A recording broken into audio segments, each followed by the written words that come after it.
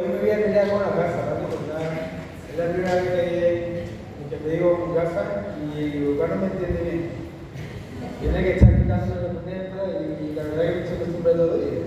Así que si me veis mucho con las gafas, es que me estoy claro. Bueno, quería compartir con vosotros, muy importante, el capítulo 10 de Hebreo, en un párrafo que he estado leyendo este último mes el libro de Hebreo, y es un libro impresionante, y me ha llamado mucho la atención y era bueno para compartirlo. Este párrafo del capítulo 10, versículos del 19 al 25. Y yo creo que es una explicación, la palabra de Dios es viva y eficaz y es sencilla también. Y vamos a ver tres exhortaciones que tenemos gracias a la sangre de Cristo. Tres exhortaciones gracias a la libertad que Cristo nos da. Y voy a ponerlo un poquito en contexto. El libro de Hebreo, pues más que una carta, algunos comentaristas dicen que es un sermón teológico. Y es una carta muy importante que se escribió a judíos conversos, ¿no? A los primeros creyentes que iban convirtiéndose. El autor de Hebreo, como sabéis, no lo desconocemos, pero sí sabemos que este autor conocía bien a quien iba dirigido esta carta, porque en varias ocasiones lo llama hermano. En el mismo versículo que vamos a empezar, dice: así que hermanos, teniendo libertad. Hermano, lo llama hermano en numerosas ocasiones. Y en otra parte lo llama amigo. Quiere decir que estaba cercano a estos hebreos, a estos judíos creyentes, a estos judíos conversos, que habían escuchado el Evangelio. Posiblemente fue escrita antes del año 70. Como sabéis, antes del año 70, en el 70 fue destruido el templo. Y por lo que vemos en esta carta, pues posiblemente todavía los sacrificios se estaban todavía dando, todavía estaban los sacrificios en activo. En Oso 4, de Hebreo, dice así: que si estuviese sobre la tierra, ni siquiera sería sacerdote, habiendo un sacerdote que presenta la ofrenda según la ley. Quiere decir, con esta carta se escribió todavía, se seguían ofreciendo sacrificios en el templo. Y la carta tiene un doble propósito. Tiene muchos propósitos. Pero tiene dos que son principales. Y uno era exaltar a Cristo como Dios y mejor y superior. Exaltar a Cristo como el cumplimiento de la ley. Y el segundo era exaltar a sus hermanos en Cristo a seguir adelante a la perfección y a vivir por fe. Estos creyentes, pues, estaban recién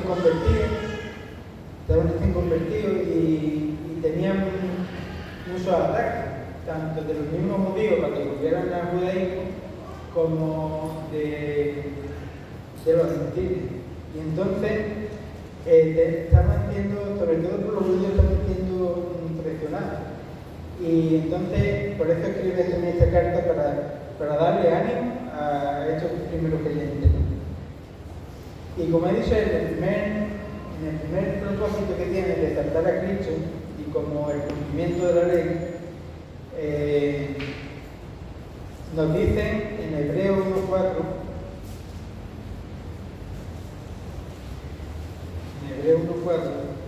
nos dice: por tanto, eso es tanto superior a los ángeles, cuanto heredó más excelente nombre que él. Está hablando de Cristo.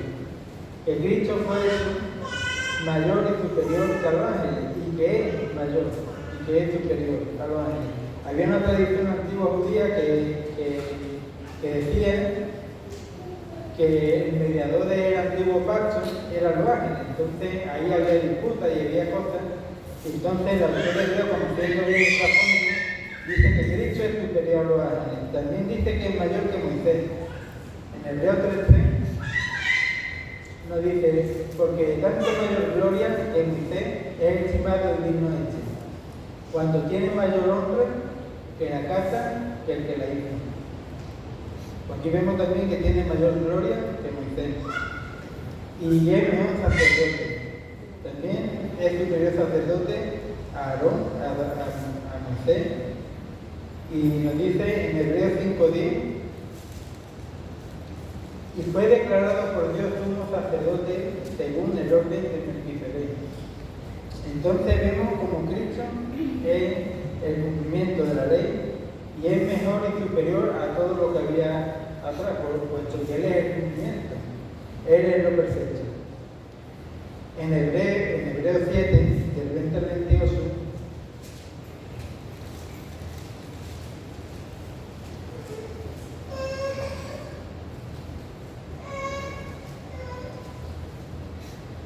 Hebreos 7, del 20 al 28 dice,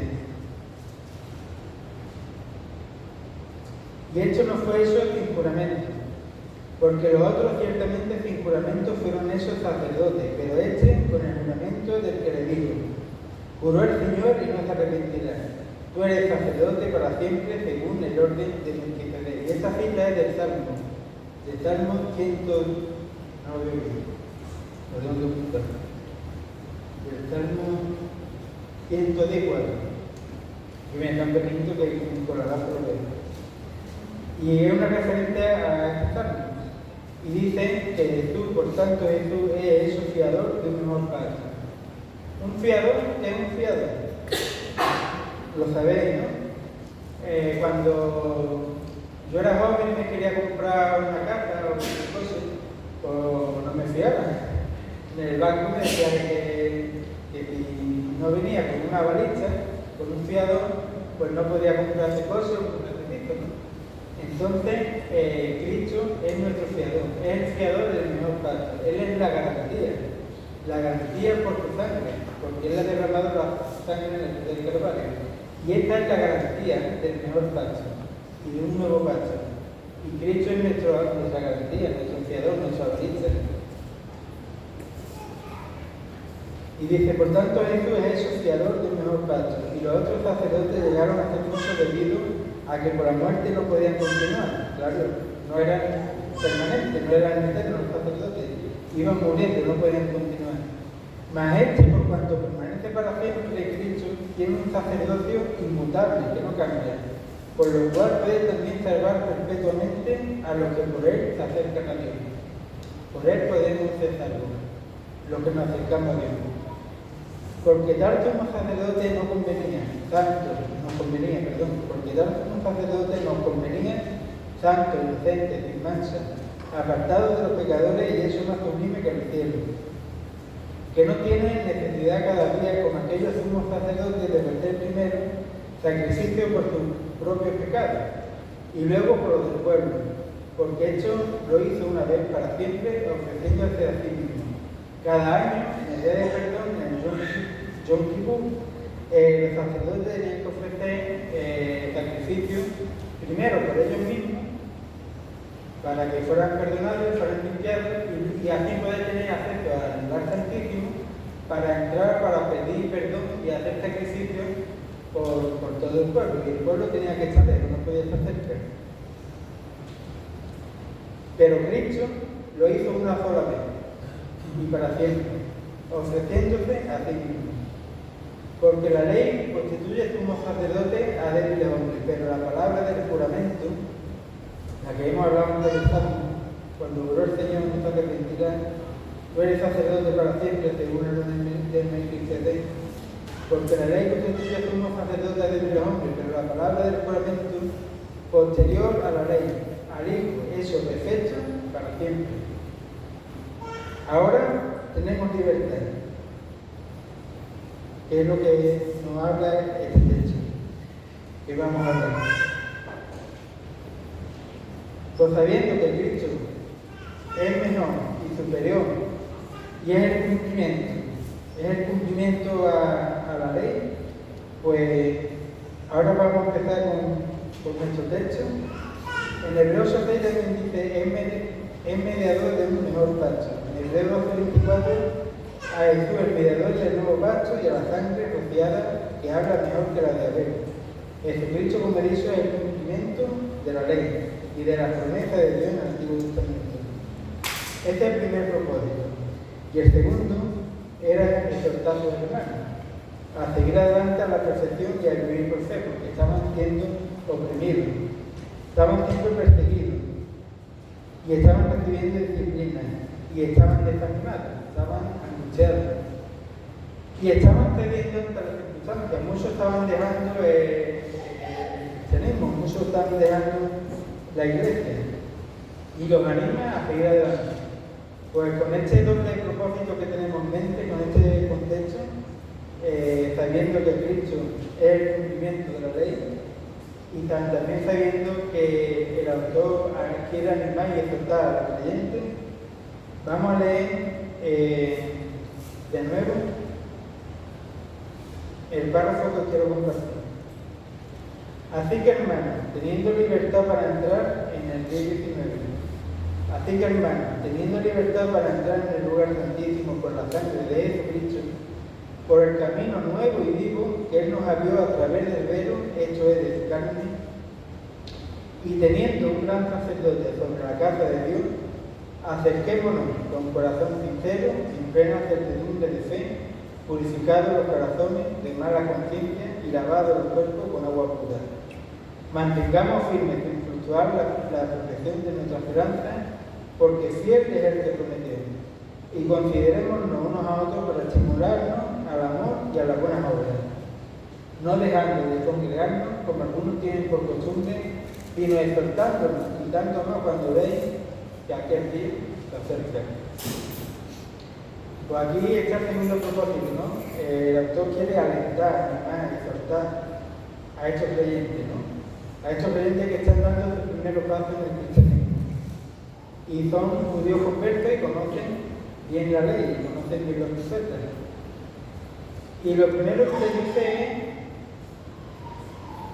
así que hermanos, teniendo libertad para entrar en el lugar santísimo por la sangre de Jesucristo. Solamente, como he dicho antes, el sumo sacerdote podía entrar en el lugar santísimo una vez al año. Cada año se hacía un sacrificio y nunca podía ser perfecto lo que se acerca. Pero Cristo sí, lo hizo una vez para siempre. Los sacerdotes de los sacrificios nunca podían quitar los pecados. Pero Cristo, habiendo ofrecido una vez para siempre un solo sacrificio por los pecados, se ha sentado en el trono de Dios. Porque con una sola ofrenda hizo perfecto para siempre a los santificados. Pero Cristo quitó los pecados. Y aquí nos podemos parar un poquito. Cristo nos limpió los pecados. Y ahora tenemos libertad. Antes no la teníamos, pero ahora tenemos libertad para entrar en el lugar santísimo. Ahora no necesitamos un sacerdote. No necesitamos a nadie que nos ponga frente a frente al lugar santísimo. Sí necesitamos a alguien, necesitamos a Cristo. Cristo es el mediador entre Dios y el hombre.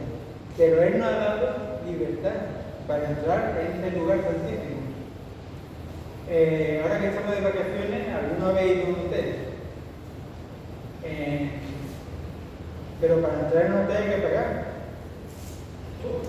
Yo puedo reservar un hotel todo incluido, pero si no lo pago, o lo paga alguien por mí, podré entrar en el salón del hotel. Podré mirar la piscina de lejos del hotel. Pero Cristo pagó el precio de rescate por nosotros. Y podemos entrar en la habitación del hotel. Podemos entrar en la piscina del hotel. Tenemos acceso al trono de la gracia por la sangre preciosa de Cristo. Dice también que es un camino nuevo. Es un camino nuevo porque el pacto es nuevo. Cristo es el camino, la verdad y la vida. Cristo es el nuevo camino. Cristo nos ha abierto un nuevo camino a través del velo, a través de su carne. En Mateo 27 cuenta, Mateo 27, versículos 50 y 51, cuando estaba Cristo crucificado en la cruz, cuando iba ya a morir, dejar su último aliento, dice el 50, mas Jesús, habiendo otra vez clamado a gran voz, entregó el Espíritu. Y he aquí el velo del templo se rasgó en dos, de arriba abajo, y la tierra tembló y las rocas se partieron. Cuando Jesús entregó su Espíritu, en este mismo momento, el velo se rasgó, de arriba abajo, porque de abajo a arriba no puede rasgar, pero de arriba a abajo solamente lo puede hacer el velo. Y en este mismo momento, que Cristo entregó su Espíritu, nos dio acceso directo al lugar santísimo. Y debemos estar agradecidos porque ahora no tenemos ningún mediador, solamente Cristo. Ahora tenemos acceso y libertad. Y todos los creyentes en un sentido somos sacerdotes, porque podemos entrar en el lugar santo.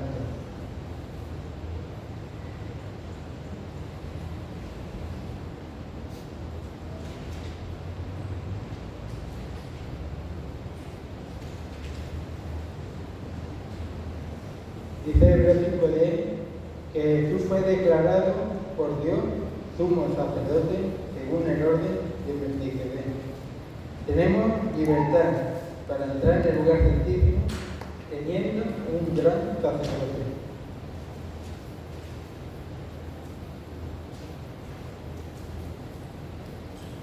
Y la primera exhortación, ahora que tenemos libertad para entrar en el lugar santísimo, dice: acerquémonos con corazón sincero, en plena certidumbre de fe, y purificados los corazones de mala conciencia y lavados los cuerpos con agua pura. Acerquémonos con corazón sincero. ¿Qué significa esto? ¿Cómo nos podemos acercar a Dios?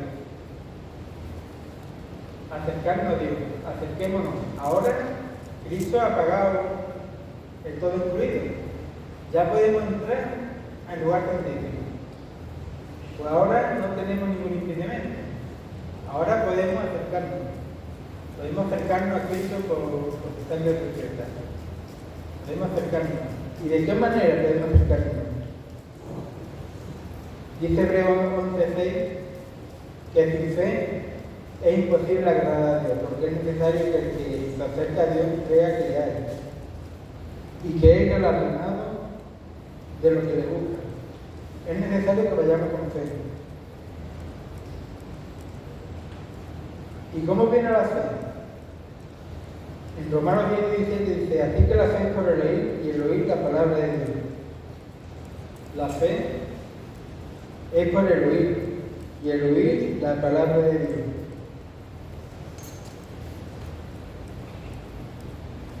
Leamos la Biblia en voz alta. Leamos la Biblia en voz alta. La fe viene por el oír, y por el oír la palabra de Dios. Leamos la Biblia en voz alta. Vamos a probar a leer en voz alta. Antiguamente se leía en voz alta. Leerla en voz baja es de hace poco tiempo para acá. Y también cómo nos podemos acercar a Dios. Dice en Mateo 3:2: arrepentidos, porque el reino de los cielos se ha acercado. Juan el Bautista empezó su predicación con este mensaje: arrepentidos, porque el reino de los cielos se ha acercado. Todos sabemos lo que significa el arrepentimiento: un cambio de mente, un cambio de opinión, dar un giro de 360 grados, dejar de hacer algo y dar la vuelta. Nos podemos acercar con fe y con arrepentimiento. En Mateo 4:17 dice: desde entonces comenzó Jesús a predicar y a decir: arrepentidos, porque el reino de los cielos se ha acercado. El reino de los cielos se ha acercado con la presencia de Cristo. Ahí estaba el reino. Tenemos que cambiar, tenemos que hacer un cambio, abandonar el pecado y manifestar frutos de rectitud. También nos dice en Mateo 3:8: hacer pues fruto de arrepentimiento. Tenemos que abandonar el pecado y manifestar fruto de justicia. Para acercarnos a Dios necesitamos fe la fe viene por el oír, por oír la palabra de Dios, y necesitamos arrepentirnos de nuestros pecados. Dice el Salmo 73:28, pero en cuanto a mí, el acercarme a Dios es el bien. Pero en cuanto a mí, el acercarme a Dios es el bien. He puesto en Jehová el Señor mi esperanza, para contar toda tu obra. Aquí quería hacer un llamamiento, Señor. ¿Hay alguien que todavía no haya puesto su fe en Cristo?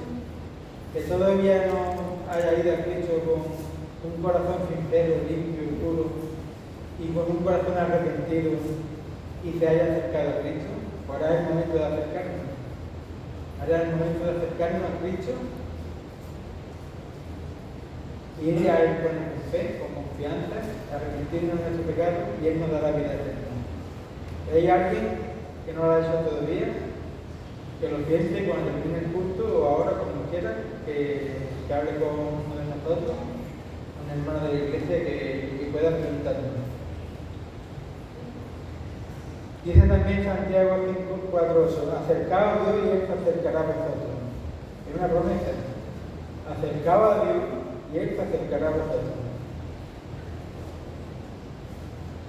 Y en Hebreos 4:14-16, que es un texto muy conocido, dice, acerquémonos, pues, confiadamente al trono de la gracia para alcanzar misericordia y hallar gracia para el oportuno socorro. Acerquémonos confiadamente. ¿Se ha acercado al Señor? ¿Has tenido comunión con el Señor? Acércate, porque ahora no hay nada que te impida acercarte. Y vas con fe y arrepentimiento.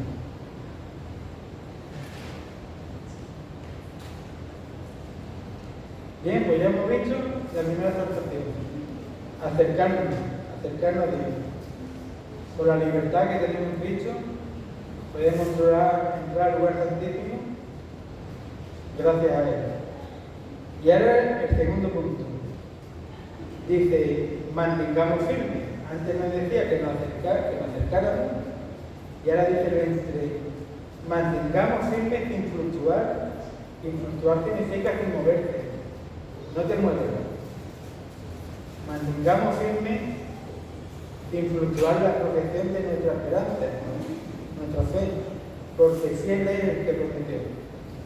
Fiel es el que prometió. Pero ¿cómo nos podemos mantener firmes? ¿Cómo nos podemos mantener firmes? No es algo que hacemos nosotros para mantener la salvación. Y no es más bien una evidencia de la salvación. Nos mantenemos firmes porque somos salvos. Nos mantenemos firmes toda nuestra vida porque somos salvos, no al revés. No nos mantenemos para ser salvos, no podemos hacer nada con nuestra salvación. Sino es una evidencia de que somos salvos el permanecer en la fe. En Hebreos 3:6 dice, pero Cristo como hijo sobre su casa, la cual somos nosotros somos su casa, si retenemos, sí, una condición necesaria, sí, retenemos firme hasta el fin la confianza y el gobierno de la esperanza, y nos mantenemos firmes hasta el fin la confianza y el gobierno de la esperanza, nosotros que somos sus hijos y somos su casa, y si retenemos hasta el fin. Pero como he dicho, no hacemos nada para salvarnos, pero si nos mantenemos firmes es una evidencia de que somos salvos por gracia. En Colosenses 1:23 nos habla de lo que decía el versículo de que no fluctuemos, sin fluctuar, sin movernos. Colosenses 1:23 dice, sin moveros de la esperanza del Evangelio. Una forma de permanecer, no movernos de la esperanza del Evangelio, no movernos. En el 1:16 de 1 Corintios 16:13 dice, velad, está firme en la fe, velad, está firme en la fe, portado varonilmente y esforzado. Todas estas cosas están hechas con amor. En 1 Corintios 15:58 dice, así que hermanos míos amados, aquí deberíamos hablar entre nosotros, hermanos míos amados, está firme y y constante, creciendo en la obra del Señor siempre. Estar firme y constante en la obra del Señor siempre, sabiendo que vuestro trabajo no es en vano, creciendo en la obra del Señor. En Mateo 24:13 dice, mas el que persevera hasta el fin, este será salvo. Eso es una evidencia de que somos salvos, el que persevera hasta el fin. Como dice Pablo, he corrido la buena batalla hasta el final. Y en segunda de Juan 1:9 dice, cualquiera que se extravía y no persevera en la doctrina de Cristo, no tiene a Dios. El que persevera en la doctrina de Cristo, ese sí tiene al Padre y al Hijo. El que persevera en la doctrina de Cristo, ese tiene al Padre y al Hijo. La doctrina, la enseñanza, la doctrina es la enseñanza de Cristo, lo que nos ha enseñado Cristo. Y debemos de conocer esa doctrina y el creyente debe ser fiel a esa enseñanza. Y la palabra nos guarda de apartarnos. La palabra nos guarda de apartarnos. En Hebreos 1:14 dice, todo hecho perseveraban unánime en oración y ruego, con las mujeres y con María, la madre de Jesús, con su hermano. ¿Cómo perseveraban? Juntos, en oración y ruego. En Colosenses 4:2 dice, perseverar en la oración. Otra vez, perseverar en la oración, velando en ella con acción de gracias. Y Hebreos 2:42 dice, perseveraban en la doctrina de los apóstoles, en la enseñanza que recibieron los apóstoles en la comunión unos con otros. También perseveramos cuando estamos en comunión, cuando hacemos comida, cuando nos juntamos, cuando vamos al campo, cuando vamos a la playa, cuando nos reunimos como iglesia. También perseveramos, nos ayudamos a perseverar. También perseveramos en el partimiento del pan, recordando la obra de Jesús en la cruz y recordando que Él viene de nuevo. Y en la oración, no solo de nuevo. Y en Judas 24, para mí es más importante todavía, todo es importante, pero aquí da una clave, dice Judas 24, y aquel que es poderoso para guardar, aquel que es poderoso para guardar, sin caída, y presentaros sin mancha delante de su gloria con gran alegría. Cristo, Dios es poderoso, es todopoderoso, y es poderoso para guardarnos. ¿Por qué perseveramos? Porque Él nos guarda. Porque Él nos guarda y nos presenta sin mancha. Y en primera de Pedro 1:3-5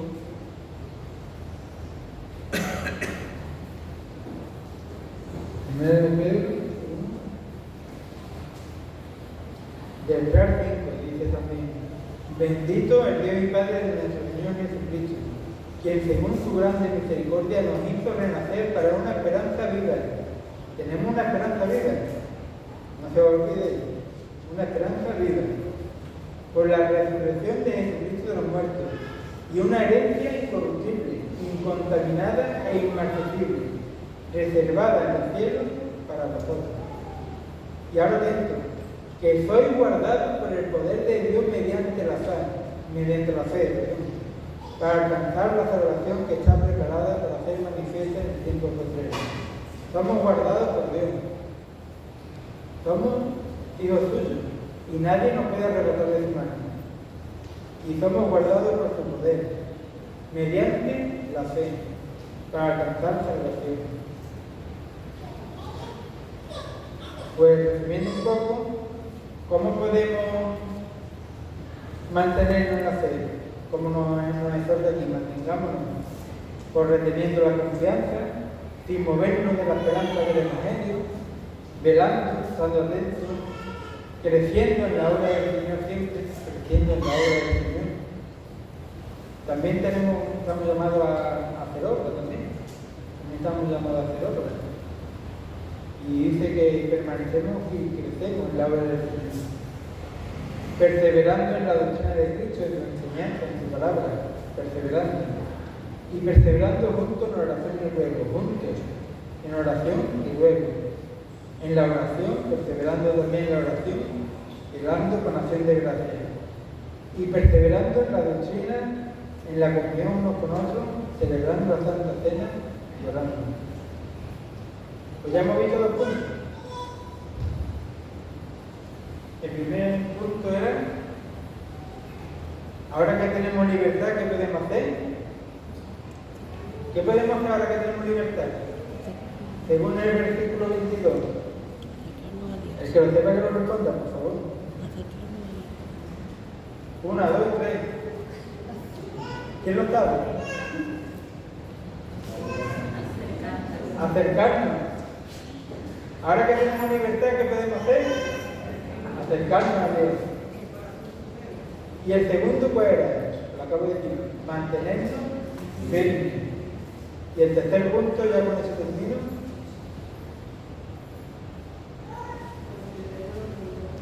Considerémonos unos a otros. Considerémonos unos a otros. Acercarnos, mantenernos firmes. Y esto me parece muy importante, considerarnos unos a otros. La palabra considerarnos está traducida del griego. Y la palabra es katoneo. Y dice, dedicar atención, tener en cuenta, estar consciente, entender plenamente, pensar sobre algo analizándolo con atención. Todo esto que he dicho, piensa en tu hermano. Piensa en tu hermano que tiene a tu lado, detrás, que tiene delante. ¿Consideramos a nuestros hermanos? ¿Nos consideramos? ¿Le dedicamos atención? ¿Lo tenemos en cuenta? ¿Estamos conscientes de sus problemas, de sus cosas? ¿Lo conocemos? ¿Entendemos plenamente sus luces? ¿Pensamos sobre él? Que está hablando de sentado, cada domingo y cada miércoles. ¿Pensamos sobre él? ¿Y le dedicamos atención? Pues todo eso significa considerarnos unos a otros. Pero aquí hay un para, y como sabéis, a mí me gusta mucho los pares. Porque un para significa un propósito. Y considerémonos unos a otros. ¿Para qué? Para estimularnos al amor y a las buenas obras. ¿Consideramos a nuestros hermanos? Para animarnos al amor y a las buenas obras.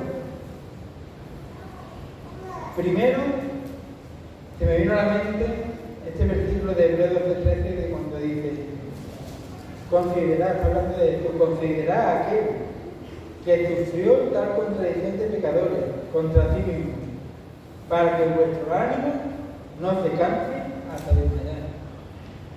Y está pasando por pruebas, por dificultades, que te cree que tus problemas son los más grandes, que te cree que lo que te pasa a ti no le pasa a nadie, y que te están luchando. Primero, mira al Señor, ponlo en Cristo, porque Él, siendo santo y perfecto, dice, considerad aquel que sufrió. Él sufrió una contradicción de pecadores, Él era santo, sin mancha, y sufrió y se hizo pecado por nosotros. Y dice, otro para que vuestro ánimo no se canse hasta desmayar. Para que vuestro ánimo no se canse hasta desmayar. Cuando estés pasando por dificultades, piensa en este versículo, que Cristo ya pasó por todo esto y por más. Y Él lo hizo por nosotros, y lo hizo para que nuestro ánimo no se canse hasta desmayar. Ten en cuenta esto. Primera Tesalonicenses 5:11, por lo cual, animaos unos a otros y edificaos unos a otros así como lo hacéis. 12 al 13 dice, os rogamos, hermanos, que reconozcáis a los que trabajan entre vosotros y os presiden en el Señor y os amonestan, y que lo tengáis en mucha estima y amor, para que por causa de su obra tenéis paz entre vosotros. ¿Cómo podemos animarnos? ¿Cómo podemos animar a los que trabajan entre nosotros? Por reconociendo su trabajo, con respeto y teniéndolo en estima y amor. Es una forma de animarnos también. Romanos 12:9, el amor sea sin fingimiento, aborrecer lo malo, seguir lo bueno. El amor cristiano debe ser puro y sincero, sin egoísmo ni por conveniencia, sin fingimiento. Es una manera también de animarnos. En 12:10 Romanos dice, amar los unos a los otros, con amor fraternal, en cuanto a la honra, prefiriendo los unos a los otros, con amor fraternal, con amor familiar. Eso es 14:10.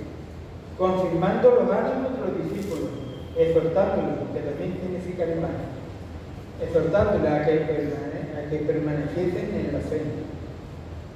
Aquí no está hablando, ¿no?, de que animemos a los discípulos, nos animemos a nosotros, a que permanezcamos en la fe, con versículos, mandándonos versículos por WhatsApp, preguntando cómo están.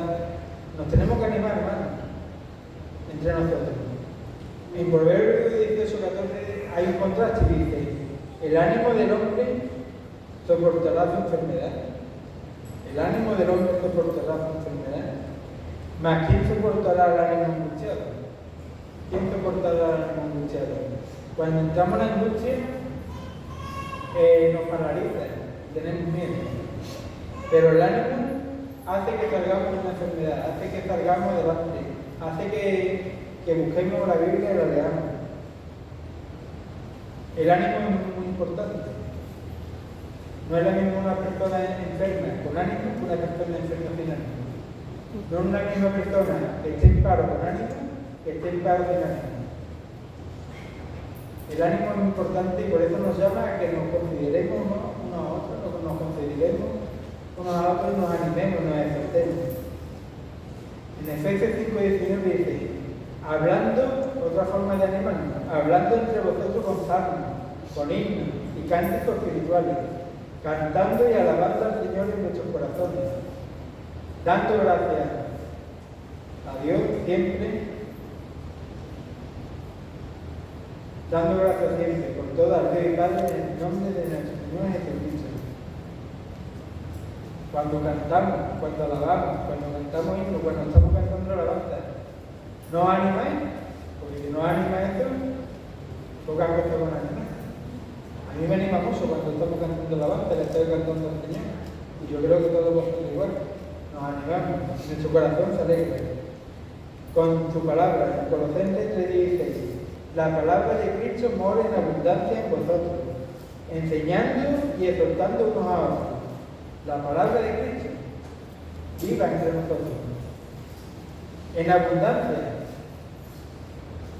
y enseñándonos y exhortando nosotros, animándonos unos a otros, animándonos con la palabra. ¿Os acordáis de los discípulos que iban de camino de Maús? Cuando el Señor estaba hablando con ellos y ellos estaban explicándole que ya había pasado el tercer día y que esperaban que el Señor resucitase, y no resucitó, iban desanimados en el camino de Maús, y se acercó el Señor y empezó a hablarle y a abrirle la Escritura. ¿Acordáis de ese pasaje? Un pasaje precioso.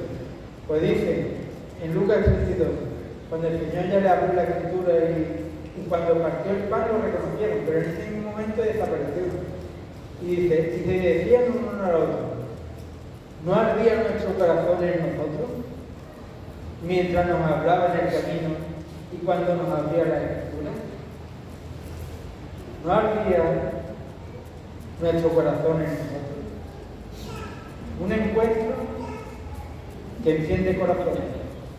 Un pequeño estudio que hice un miércoles, estudié este pasaje y le puse el título, un encuentro que enciende corazones. Y este encuentro en el camino de Maús encendió los corazones de estos discípulos. Y se decían uno al otro, ¿no ardía en nuestro corazón cuando Él no abría la Escritura? ¿Está desanimado? Lee la Biblia. Lee el Evangelio. ¿Será como te anima?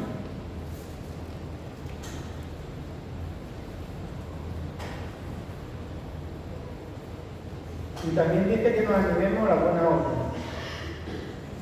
En Efesios 2:10 dice, porque somos hechos azules, creados en Cristo Jesús para buenas obras, los cuales Dios preparó de antemano para que anduviésemos en ellos. ¿Sabéis que las buenas obras que hacemos ya estamos preparadas de antemano para que andáramos en ellas? Todo lo que hacemos ya estamos preparados. Así que, hermanos míos, amados, estad firmes y constantes, creciendo en la obra del Señor siempre. En esas obras, buenas obras que ya están preparadas, crezcamos, participemos de esa obra, en la obra del Señor, sabiendo que vuestro trabajo en el Señor no es en vano. Y Filipenses 2:13 dice, porque Dios es el que en vosotros produce así el querer como el hacer por su buena voluntad. Él obra en nosotros, por medio de su Espíritu en nuestro interior. Y por último, en el versículo 25,